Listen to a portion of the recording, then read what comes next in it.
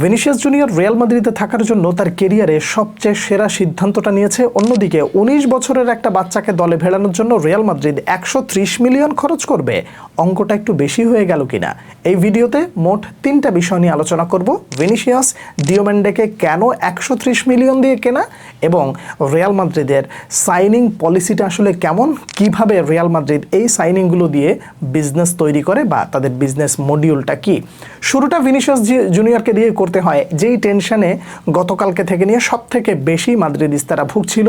Arsenal তাকে দলে ফেরানোর জন্য মোটামুটি প্রস্তুতি নিচ্ছিল, আর আর্সেনালের নামটা যখন চলে আসে তখন একটা ব্যাপার মাদ্রিদিস্তাদের ভেতরে একটু ঘা লেগে যায়। কেন জানেন তো? মেসুট ওজিলকে রিয়াল মাদ্রিদের থেকে তারা তো নিয়ে গিয়েছিল, এরপরে মার্টিন ওডেগার্ড সেও তো রিয়াল মাদ্রিদের ছিল, এখন আছে সে আর্সেনালে। নামটা কি ভিনিসিয়াস জুনিয়রের ওই দলে জড়িয়ে যাবে কিনা এইরকম একটা শঙ্কা যখন, ঠিক সেই সময় ভিনিসিয়াস নিয়েছেন একটা গুরুত্বপূর্ণ সিদ্ধান্ত, না শুধু তার কেরিয়ারের সবচেয়ে সেরা একটা সিদ্ধান্ত নিয়েছে। আজ থেকে ১০ বছর পর ভিনিসিয়াস জুনিয়র যদি কখনো তার কেরিয়ারের সেরা সিদ্ধান্ত নিয়ে সব থেকে বেশি প্রাউড ফিল করে, তাহলে সেই সিদ্ধান্ত হবে দুটো। নাম্বার 1, তিনি রিয়াল মাদ্রিদকে বেছে নিয়েছিলেন। নাম্বার 2, কেরিয়ারের পিক মোমেন্টে এসে অর্থ নয়, অন্য কিছু নয়, গ্লোরিকে বেছে নিয়েছিলেন, রিয়াল মাদ্রিদকে বেছে নিয়েছিলেন। অর্থনৈতিক যে জটিলতাটা আসলে তৈরি হয়েছিল, ভিনিসিয়াস জুনিয়রের ক্যাম্প 30 মিলিয়ন দাবি করেছিলেন পার বছরে, অর্থাৎ প্রতি সিজনে, যেটা আবার কিলিয়ান এমবাপের সাথে সমান সমান হতে হবে। একজন ভক্ত হিসেবে আপনার মনের মধ্যে ঠিক এই জায়গাটায় একটু প্রশ্ন বা ঘোলাটে লাগতে পারে। ভিনি এবং কিলিয়ান এমবাপে দুজনেই রিয়াল মাদ্রিদের গুরুত্বপূর্ণ এবং দুজনেই মেইন ম্যানের ক্যারেক্টারটা প্লে করে থাকে, কেউ কারোর চেয়ে কম না। তাহলে একজনের কেন এত কম, একজনের কেন এত বেশি, এই জায়গাটা আপনাদেরকে একটু ক্লিয়ারলি বা পরিষ্কার করে বোঝাতে চাই। আর এটা বোঝার জন্য আপনাকে একটা জিনিস ভালোভাবে বুঝতে হবে যে যেই প্লেয়ারকে রিয়াল মাদ্রিদ কিনে নিয়ে আসে তার স্যালারি স্ট্রাকচার আর যেই প্লেয়ারকে ফ্রিতে নিয়ে আসে তার স্যালারি স্ট্রাকচার কখনো এক হবে না। মানে যাকে ফ্রিতে নিয়ে আসে তার স্যালারিটা একটু বেশি থাকে। যদি আপনি আরও এর সাথে যদি আর একটা তথ্য দিই, তাহলে আপনি বোধহয় একটু চোখটা বড় করে ফেলবেন। ডেভিড আলাবাকে বায়ার্ন মিউনিখ থেকে ফ্রিতে যখন রিয়াল মাদ্রিদ নিয়ে আসে, অর্থাৎ তিনি বিদায় নেওয়ার সময় ভিনিসিয়াস জুনিয়রের থেকেও বেশি বেতন পেতেন। এটা শুনে কি আপনার কাছে কিছুটা অবাক লাগছে? ধরুন ভিনিসিয়াস জুনিয়র গত সিজনে পুরো বছর জুড়ে তিনি যদি আয় করে থাকেন 18 মিলিয়ন, ডেভিড আলাবা সেখানে আয় করেছেন 23 মিলিয়নের মতো। তার মানে একটা বিষয় খুব ভালো করে বুঝতে পারছেন, যেই প্লেয়ারকে মোটামুটি ফ্রিতে নিয়ে আসা হয় তার স্যালারি ক্যাপটা একটু বেশি থাকে। কিলিয়ান এমবাপের মতন একজন সুপারস্টারকে একেবারে একটা পান খাওয়ার পয়সাও খরচ হয় না রিয়াল মাদ্রিদে, তাকে নিয়ে এসেছে। তার সাথে যদি পাল্লা দেওয়া হয় তাহলে ব্যাপারটা নাইনসাফি হয় বা একটু বেমানান দেখা যায়। অপেক্ষায় ছিলাম ভিনিসিয়াস জুনিয়র কবে এই বাস্তবতাটুকু বুঝবে, এবং অবশেষে তিনি সেটা বুঝেছেন এবং প্রত্যাশিত স্যালারি যেটা তিনি আশা করেছিলেন 30 মিলিয়ন, সেখান থেকে সোজা 10 মিলিয়ন নামিয়ে নিয়ে এসে রেখেছেন মাত্র 20 মিলিয়ন। আমার মনে হয় না রিয়াল মাদ্রিদ এই জায়গায় আর কোনো দ্বিতীয় শব্দ ব্যবহার করবে বা তারা এই সিদ্ধান্তটা মেনে নিতে খুব বেশি একটা কষ্ট পেতে হবে না বা বেগ পেতে হবে না, এটা আমি ব্যক্তিগতভাবে মনে করি। ভিনিসিয়াসের ক্যাম্প রিয়াল মাদ্রিদকে ভালোবাসেন, রিয়াল মাদ্রিদ ভিনিসিয়াসকে ভালোবাসে, তাই আশা করা যায় ভিনির চুক্তি নবায়ন নিয়ে খুব বেশি একটা জটিলতা আর তৈরি হচ্ছে না। মাদ্রিদিস্তা হিসেবে বা ব্রাজিল ভক্ত হিসেবে আপনি এখন কিছুটা নির্ভর হতে পারেন, অফিসিয়াল ঘোষণা যে কোনো মুহূর্তে চলে আসবে।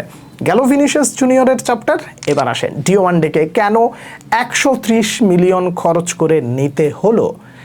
এইটা একটা বাচ্চার জন্য কি অনেক বেশি ইনভেস্টমেন্ট না? এটা আপনার কাছে প্রাথমিক অবস্থায় মনে হতেই পারে। ডিওমেন্ডের সাথে আমি আপনাকে দুটো বিষয় বলবো। একটা হলো বিজনেস মডিউল, যেটা খুব ইন্টারেস্টিং। আমি আবারও বলছি, যদি ক্লাব ফুটবল দেখে থাকেন তাহলে আপনার এই বিজনেস মডিউলটা একটু বুঝতে হবে, তাহলে আপনি অনেক বেশি আনন্দ পাবেন। ডিওমেন্ডের সাথে পিএসজির বেশ কিছুদিন আগে বা ওয়ার্ল্ড কাপের আগে বা পরে বা মাঝখানের দিক দিয়ে 5 বছরের চুক্তি মোটামুটি ব্যক্তিগতভাবে হয়েছিল, কিন্তু সেই জায়গায় রিয়াল মাদ্রিদ যখন প্রবেশ করেছে পুরো ব্যাপারটা একটু অন্যদিকে ঘুরে গেছে, যে কারণে পিএসজি প্রচণ্ড পরিমাণে ফ্রাস্ট্রেটেড রাইট নাও। যারা কিনা এই মুহূর্তে ডিওমেন্ডেকে দলে ভেড়াতে না পেরে রদ্রির পেছনে মোটামুটি টাকার বস্তা নিয়ে হাজির হয়েছে, কিন্তু রদ্রিও চায় তিনি রিয়াল মাদ্রিদকে বেছে নেবেন, টাকা নয়। এই একটা স্বস্তির সংবাদ। এখন পিএসজি যখন এখানে পুশ করা শুরু করেছে যে আমাদের প্লেয়ারকে কেন এইভাবে হাইজ্যাক করে নেওয়া হবে, তো সেখানে একটু দর কষাকষিটা বেশি হবে, এটা খুবই স্বাভাবিক। বলা নেই কওয়া নেই, রিয়াল মাদ্রিদ 100 মিলিয়নের বিড মানে যখন প্রস্তাব করেছে ঠিক সেটা রিজেক্ট হয়েছে। এরপরে সর্বশেষ তথ্য মতে 120 থেকে 130 মিলিয়নের একটা ফুল প্যাকেজে মোটামুটি ডিমান্ডেকে দলে ভেড়ানো হয়ে যাবে বলে এটা এখন পর্যন্ত ধরে নেওয়া যাচ্ছে। রিয়াল মাদ্রিদ টপ অবস্থানে রয়েছে। এখন কথা হলো, যেই প্রশ্নটা আপনি মানে ভাবছেন 130 মিলিয়ন কি আসলে একটু বেশি না? হ্যাঁ একটু বেশি, কিন্তু যদি আগে পরে সব কিছু একটু মিলিয়ে দেখেন তাহলে আপনার কাছে এই 130 মিলিয়নটাও মনে হবে যে না, এখানেও রিয়াল মাদ্রিদ একটা বিজনেস করেছে। সেটা কেমন? এখন যেই ছেলের 19 বছর বয়স, তার এই মুহূর্তে তাকে নিয়ে Arsenal, Man City, PSG, Real Madrid কাড়াকাড়ি শুরু করে দিয়েছে। নিশ্চয়ই এই ছেলের পটেনশিয়ালিটি আছে এবং এই ছেলে অদূর ভবিষ্যতে বা আগামী 3-4 বছর পরে ফুটবলের একটা বিগ থিঙ্ক হতে পারেন। তাহলে যদি আপনি ধরেন 130 মিলিয়ন দিয়ে রিয়াল মাদ্রিদ যাকে নিয়ে আসলো, 2 বছর পর এই ছেলের এখন যে পটেনশিয়ালিটি, তার মার্কেট ভ্যালু চলে যাবে 200 থেকে 250 মিলিয়ন। এবার একটু হিসেব নিকাশটা একটু মিলিয়ে দেখবেন কি, 130 মিলিয়ন দিয়ে কেনা, 2 বছর আপনি স্কোয়াডে রেখেছেন, তাকে বেতন দিবেন কত? সর্বোচ্চ যদি হয় তাহলে 10 মিলিয়ন পার বছরে। যদি সর্বোচ্চ পার বছরে 10 মিলিয়ন হয় তাহলে হিসেবটা দাঁড়ায় হচ্ছে এরকম। আমি আবার বলছি, আমি কিন্তু এখানে বেতনটা একটু বেশি ধরেছি, কম ধরিনি, এর চেয়ে আরও কম হবে। কিন্তু যদি বেশি হয় 10 মিলিয়ন পার বছরে, 2 বছরে তাকে দিতে হচ্ছে কত? 20 মিলিয়ন।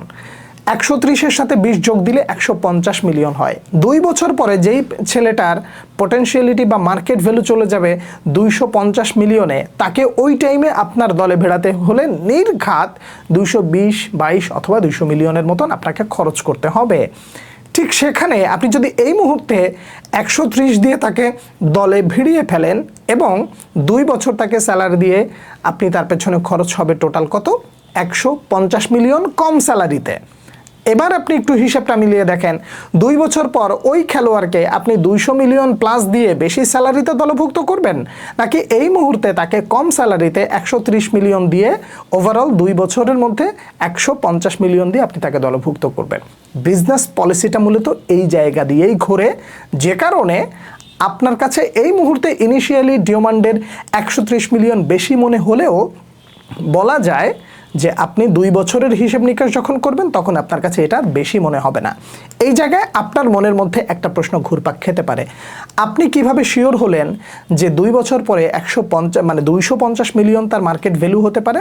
এই প্রশ্ন করাটা খুবই যৌক্তিক একটা ব্যাপার। এখানেই একটা বিষয় ভালো করে মনে রাখতে হবে, যেই ছেলেকে 130 মিলিয়নের মতো অর্থ দিয়ে রিয়াল মাদ্রিদ দলে ভিড়িয়েছে, সেই ছেলে এসে খেলবে কোথায়? Kylian Mbappe, Vinicius Junior, Jude বেলিংহামদের মতো তারকাদের পাশে দাঁড়িয়ে।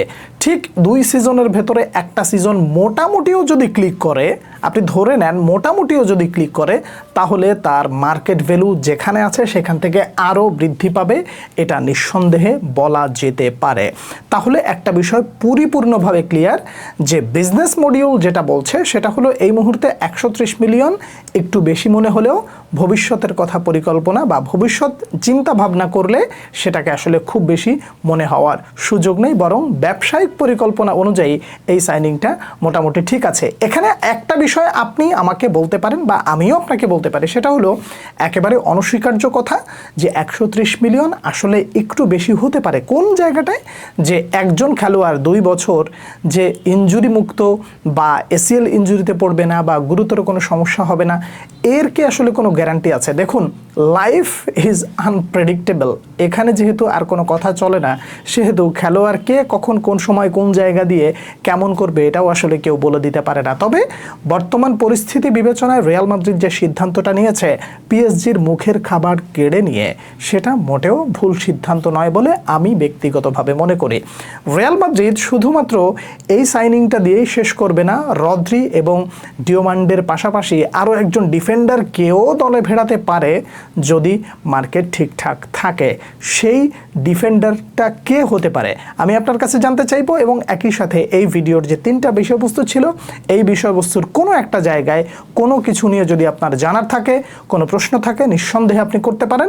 আমি আপনার উত্তরের দেওয়ার চেষ্টা করব। একই সাথে আপনার মনের ভেতরে যদি আরও কোনো নতুন সন্দেহ তৈরি হয়ে থাকে সেটাও আপনি আমাকে লিখবেন পরবর্তী ভিডিওতে। আবার দেখা হচ্ছে, সে পর্যন্ত অনেক অনেক ভালো থাকবেন। আল্লাহ হাফেজ।